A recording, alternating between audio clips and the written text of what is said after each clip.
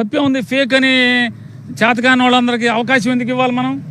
కోటండి నాయుడు గారు, ఈ ఎవడెవడైతే బుద్ధి తక్కువ ఎదలు, తప్పుడు ఎదలు, ఫేక్ వీడియోలు తయారు చేశారో, వీడియోలు చేయటం కూడా రాని వాళ్ళని ఒరిజినల్ వీడియోతో కొట్టండి, నోరు మూసుకు వస్తారు అందరూ.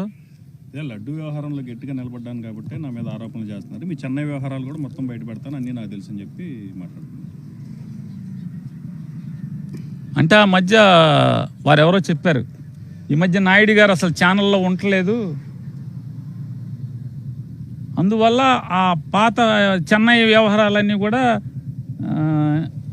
ఈ ఛానల్లోకి ఇవ్వలేకపోతున్నట్టున్నాడు.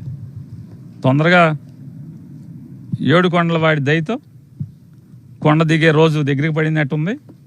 అప్పుడు ఖచ్చితంగా చెన్నై వీడియోలు, ఢిల్లీ వీడియోలు, బొంబాయి వీడియోలు, పెద్దాపురం వీడియోలు, ఏ వీడియోలు ఉంటే ఆ వీడియోలు ఇవ్వచ్చు. తప్పే ఉంది. ఎవడు ఆపుతున్నాడు? ఇవాళ ఎవడు ఆపుతున్నాడు?